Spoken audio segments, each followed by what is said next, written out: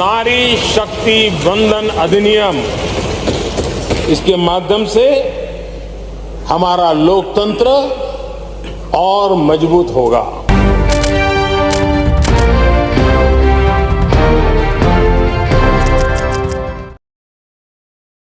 लोकसभा में मंगलवार को महिला आरक्षण बिल पेश किया गया। इस बिल को नारी शक्ति वंदन अधिनियम नाम दिया गया है। देश के कानून मंत्री अर्जुन मेघवाल ने लोकसभा में इस बिल को पेश किया। नए संसद भवन में पेश होने वाला यह पहला बिल है। आइए जानते हैं इस बिल में क्या है और पक्ष विपक्ष का इस बिल के संदर्भ में क्या कहना है। नारी शक्ति वंदन अधिनियम महिला आरक्षण बिल है। इसके लागू होने से संसद के निचले सदन यानी कि लोकसभा में महिलाओं की संख्या बढ़ेगी। इस बिल में महिलाओं को लोकसभा व विधानसभा चुनाव में 33% आरक्षण देने का प्रावधान है। इसमें से पुनः 33% सीट एससी व एसटी महिलाओं के लिए आरक्षित रहेगा। वर्तमान में लोकसभा में 82 महिला सांसद हैं। नारी शक्ति वंदन अधिनियम के लागू होने के बाद लोकसभा में महिला सांसदों की संख्या 181 हो जाएगी। नारी शक्ति वंदन अधिनियम वर्तमान में लागू होने की परिस्थिति में नहीं है। नारी शक्ति वंदन अधिनियम परिसीमन के बाद लागू किया जा सकेगा। चूंकि 2024 में लोकसभा चुनाव है, ऐसे में इतनी जल्दी जनगणना व परिसीमन असंभव है, जिसके कारण 2024 के चुनाव में इसका लागू होना संभव प्रतीत नहीं होता है। हाँ, 2029 के लोकसभा चुनाव या उसके पहले कुछ विधानसभा चुनाव में इसे लागू किया जा सकता है। केंद्रीय कानून मंत्री अर्जुन मेघवाल ने बताया कि यह अधिनियम सीधे चुने जाने वाले जनप्रतिनिधियों पर ही लागू होगा, यानी कि उच्च सदन मतलब राज्यसभा और राज्यों के विधान परिषद चुनाव में इसे लागू नहीं किया जा सकेगा।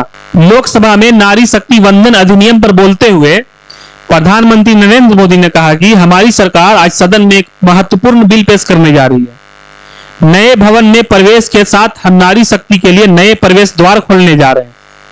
उन्होंने कहा कि आज हर क्षेत्र में महिलाएं आगे हैं, आगे बढ़कर नेतृत्व कर रही हैं।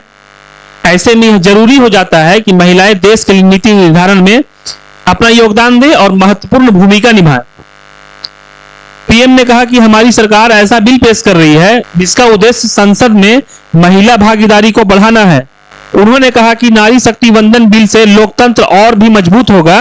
महिला आरक्षण बिल को लेकर लोकसभा में कांग्रेस नेता अधीर रंजन चौधरी ने कहा कि पूर्व की नरसिम्हा राव सरकार तथा मनमोहन सिंह सरकार में महिला आरक्षण बिल पेश किया गया था। वह बिल आज भी वजूद में है और मौजूद है।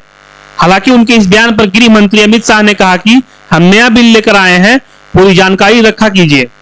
इस पर विपक्षी सांसदों ने हंगामा किया और कहा कि हमें बिल की कॉपी नहीं मिली है। सत्ता पक्ष ने जवाब देते हुए कहा कि बिल को अपलोड कर दिया गया है। नारी शक्ति वंदन अधिनियम को कुछ विपक्षी दलों का भी समर्थन प्राप्त है। बीआरएस के नेता और तेलंगाना सीएम केसीआर की बेटी के कविता ने इस बिल की मांग को लेकर कुछ विपक्षी पार्टियों के साथ गत 13 सितंबर को बैठक किया था। महिला आरक्षण बिल पेश करने की मांग को लेकर के कविता ने 10 मार्च को एक दिवसीय भूख हड़ताल भी किया था। इस अनशन में आप, JDU, NCP, CPI, RLD, national conference, Akali Dal, PDP, TMC तथा समाजवादी पार्टी समेत कई पार्टियां शामिल हुई थी। हमारी सरकार आज एक प्रमुख संविधान संशोधन विधेयक प्रस्तुत कर रही है। इस विधेयक का लक्ष्य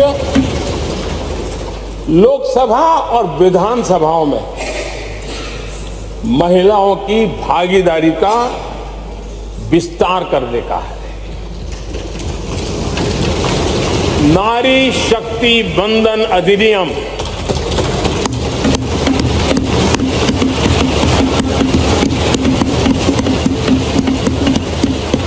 नारी शक्ति वंदन अधिनियम, इसके माध्यम से हमारा लोकतंत्र और मजबूत होगा।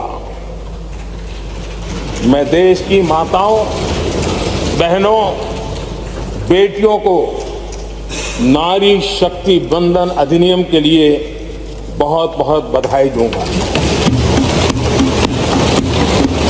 मैं सभी माताओं, बहनों, बेटियों को आश्वस्त करता हूं कि हम इस बिल को कानून बनाने के लिए संकल्पबद्ध है।